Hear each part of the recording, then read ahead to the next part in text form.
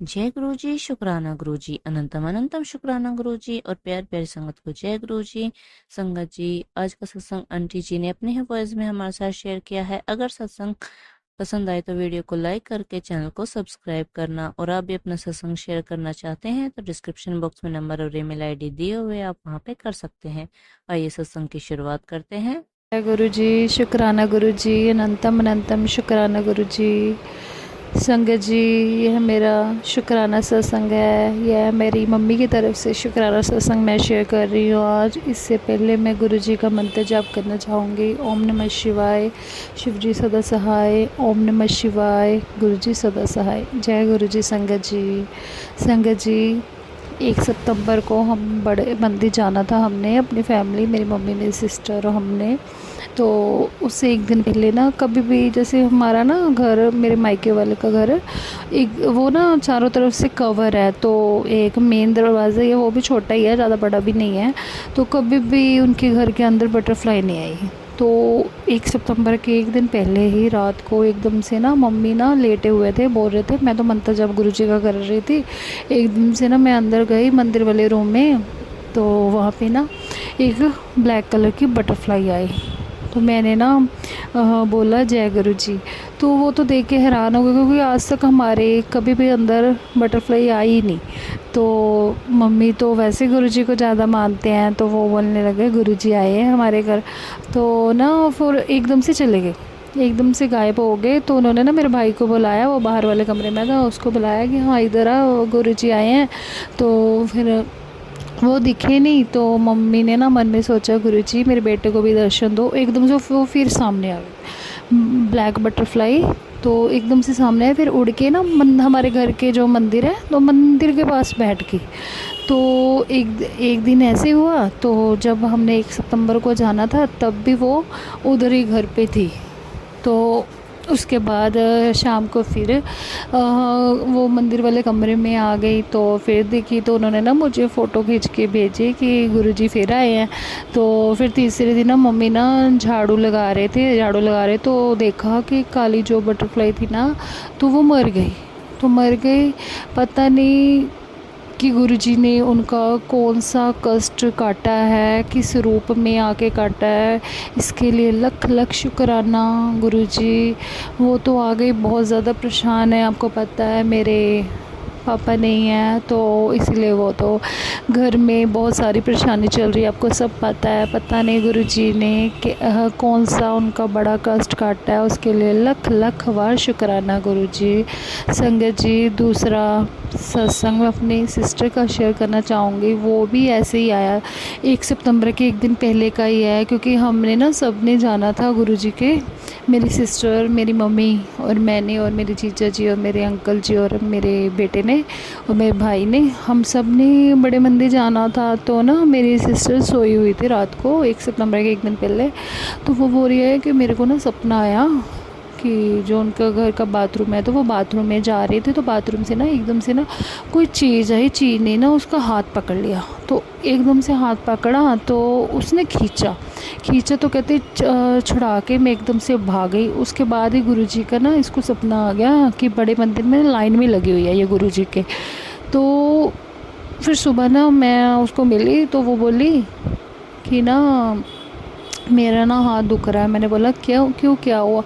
कहती पता नहीं, मोच आई है, क्या दिक्कत है। कहती रात को मुझे ना ऐसे सपना आया।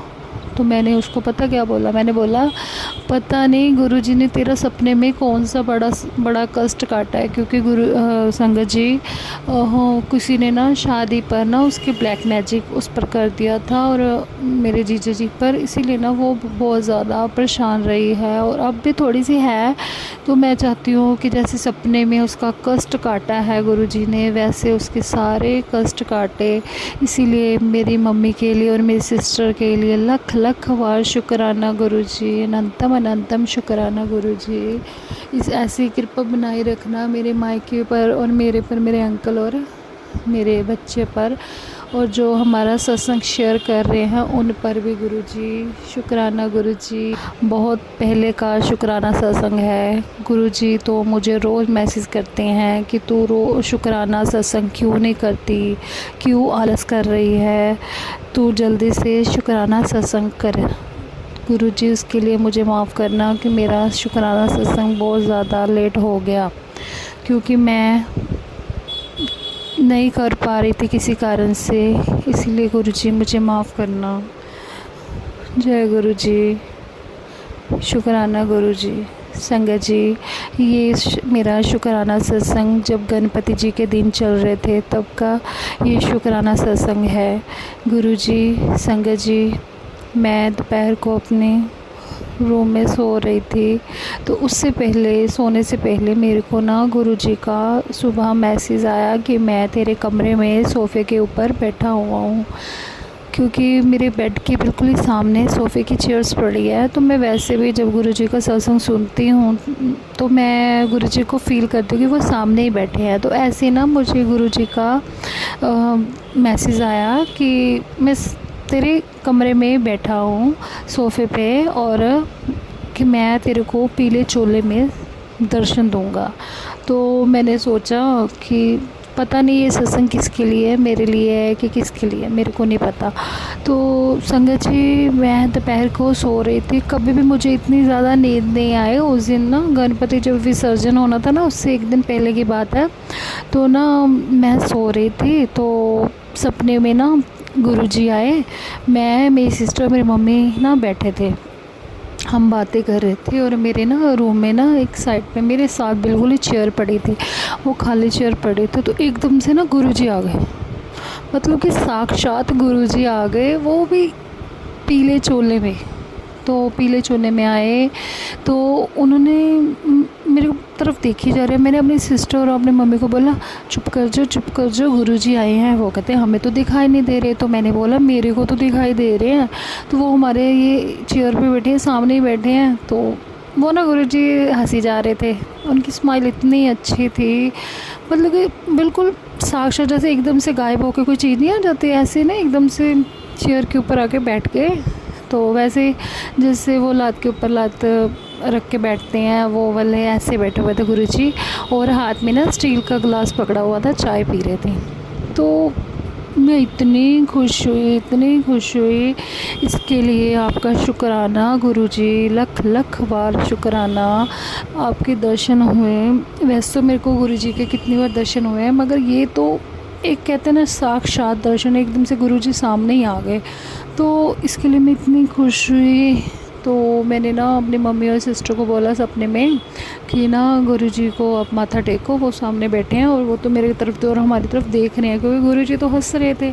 तो वो बोले नहीं कुछ, तो चाय पी रहे थे, हंसी जा रहे थे। तो मैंने उनको बोला माथा टेको, फिर उन्होंने माथा टेका।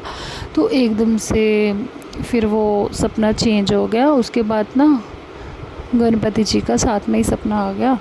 एक ना रिज़ॉर्ट था, वहाँ पे गुरुजी, सॉरी संगत जी, गणपति जी की पालकी निकल रही थी और बिल्कुल मेरे पास थी, और वहाँ पे गणपति जी की जोत भी जल रही थी।